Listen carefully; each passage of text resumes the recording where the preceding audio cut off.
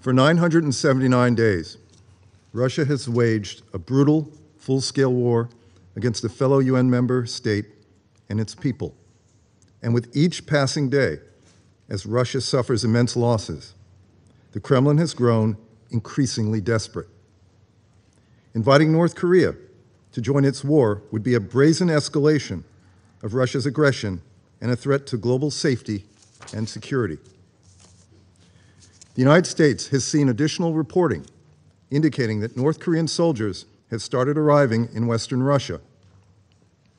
We believe the DPRK has sent around 10,000 soldiers to train in Eastern Russia, and that they will probably augment Russian forces near Ukraine in the next several weeks. A portion of those soldiers have already moved closer to Ukraine. We are increasingly concerned Russia intends to use these soldiers in combat or to support combat operations against Ukrainian forces in Russia's Kursk Oblast near the border with Ukraine. We are watching closely for such indications and consulting with our Ukrainian partners.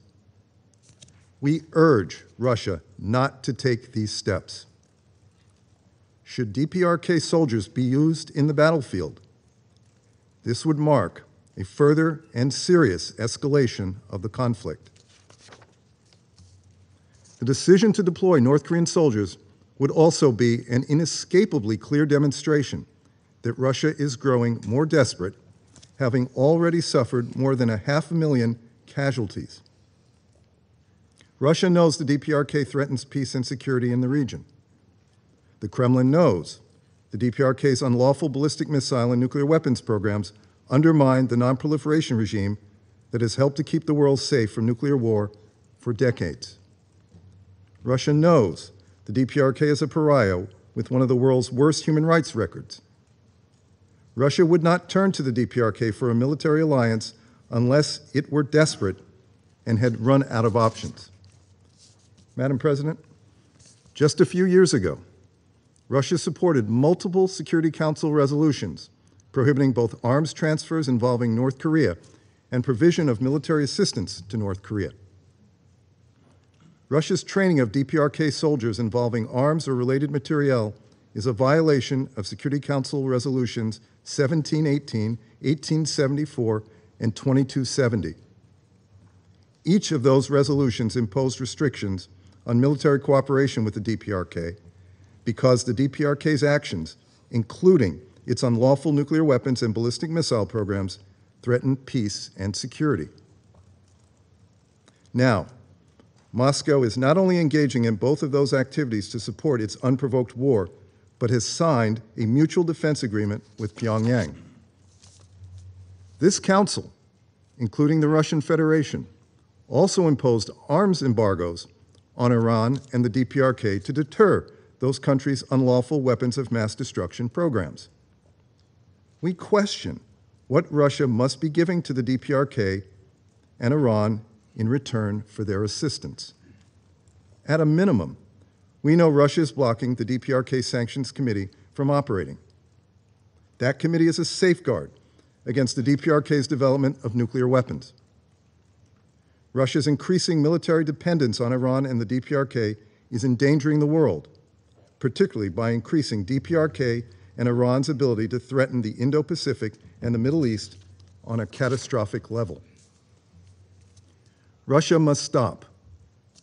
It is not too late for Russia to reverse its illegal and dangerous course and end the war. It is not too late for Russia to withdraw its troops from Ukraine, rejoin the world community, and begin to repair its global standing. Absent Russia's will, the international community must act to protect Ukraine from Russia and North Korea. A North Korean-backed Russian victory in Ukraine, even a partial one, would dangerously destabilize the world. So let me be clear. Even with the addition of North Korean troops, Russian forces will not prevail against Ukraine. We will stand with Ukraine. We will stand with the Charter. We will stand with the rule-based system and the principles that keep us safe. We will protect them, whatever it takes.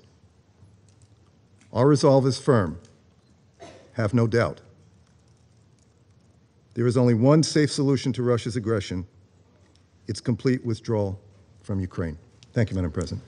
I now give the floor to the representative of the Russian Federation. Madam President, when we found out about the request for this meeting today in the Security Council, we were taken aback by the cynicism and the brazen attitude of our Western colleagues and the egregious double standards. We understand very well that the situation on the front for the Zelensky regime is a catastrophic one, especially after its hapless adventure in Kursk, which led to the collapse of the Ukrainian armed forces positions in Donbass, so much so that its Western mentors decided to obscure this unfavorable foil, which could affect the opinion of voters in these countries. But we thought that even for them, who have been using evidence in the line of highly likely, that they have limits when it comes to pushing open disinformation. Turns out there aren't any limits, and Washington, London, and company have reached a new low today. It was said at one point in this room that we dismantle washing machines and other appliances to get at the microchips because we only had enough missiles for 1 or 2 days. Then we heard statements that we violate babies with spoons, catch people on the streets because no one wants to go fighting. Bucha, Kramatorsk, Mariupol, the Transfiguration Cathedral in Odessa, all were barefaced lies disseminated so as to tarnish the Russian armed forces, and they will become textbook examples in textbooks on disinformation and propaganda, as they became common in crude provocations by the West used so as to cover up the crimes of their collaborators in Kiev. I would like to thank the Ambassador Woodward for her care for the Russian budget. She used the expression "empowers Russia," and I would like to invite the permanent representative of the UK to Russia so that they can see things for herself. But I fear that what you will see will disappoint you, because your characteristics are out of line with reality. Now, given the statements about the North Korean soldiers in our front should not surprise no one, because they all barefaced lies and they're trying to distract from truly significant problems that threaten international peace and security. And we see that again when we listen to the lamentations by the US and satellites. And the performance today has one goal: to try and post factum justify their own decision to send NATO troops so as to shore up the regime of the outdated dictator in Kiev. Covering up the facts that there are NATO soldiers and specialists on the territories under the control of the Kiev regime, regardless of what their guise, has become impossible. Foreigners are being destroyed by the dozen and hundreds every day. They're taken prisoners. They're in videos amongst the UAF soldiers. There are frequent obituaries for the high-ranking officers or specialists who supposedly tragically perished when they were walking in mountains or had a heart attack, whereas in actual fact they were eliminated together with the command posts or training bases or military factories in Ukraine.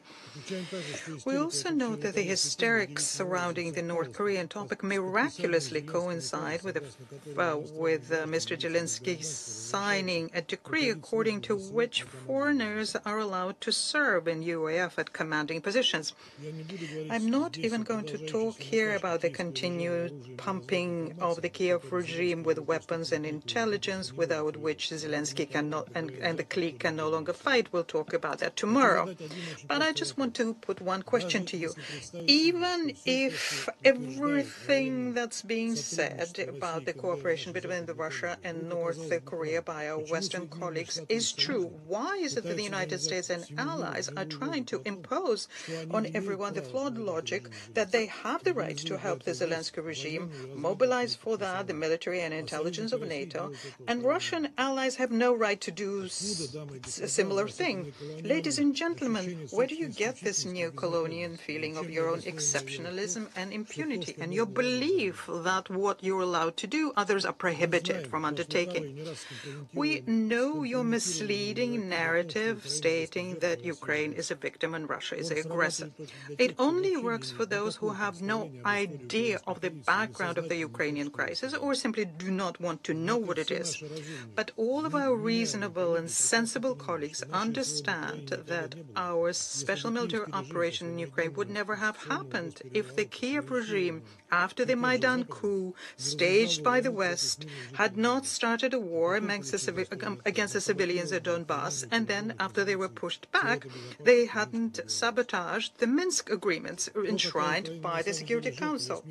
You can see what kind of victim Ukraine is in August, when the Zelensky gangs unprovoked attacked the Russian border region. And the internet is full of evidence of these bandits in uniform, their attacks against civilians, women and children, civilian cars, ambulances, their rapes, their lootings, destructions of houses and cattle. And the share of foreign mercenaries, Polish, American, British ones, by the way, is off the charts.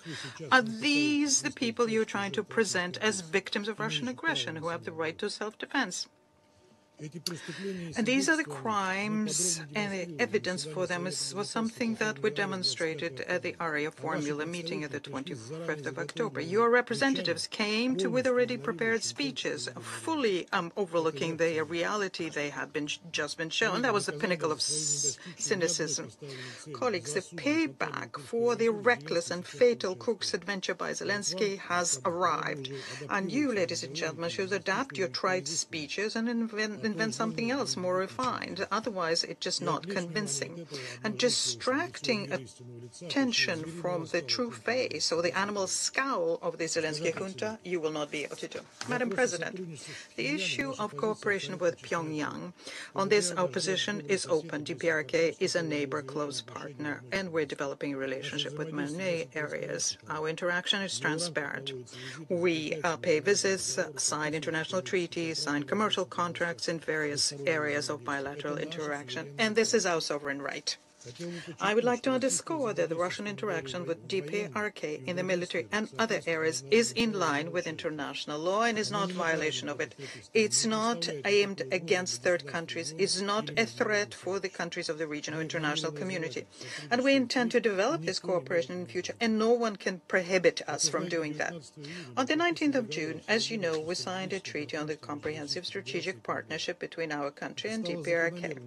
And this was a natural consequence of our relationship of fraternal friendship, of the fact that they reached a new high level, and of the geopolitical transformations, which, in the interest of mutually beneficial relationship, need to have a quality update in its legal basis.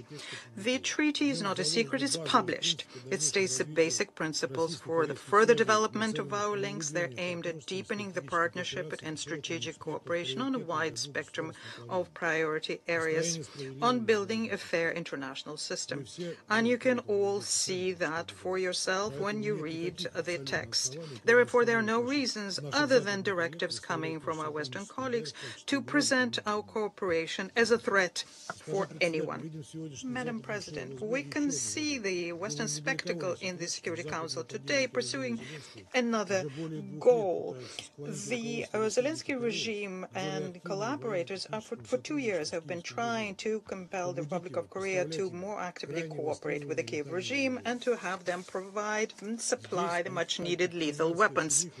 And here, the anti-Pyongyang frenzied rhetoric is very convenient for Washington, London, Brussels, because their own supplies is something that the Kiev regime has drained.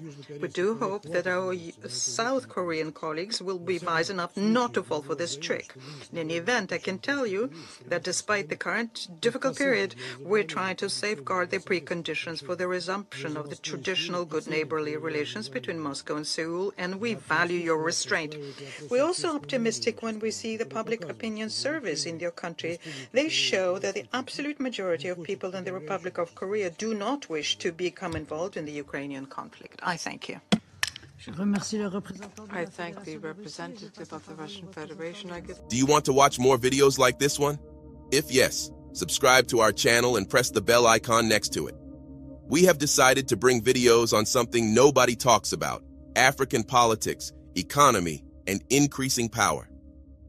Thanks for watching, and until the next video, stay tuned. Tell us what you think in the comment section. Like and share the video, and subscribe so that you don't miss any of our African videos. It's the best way to support us.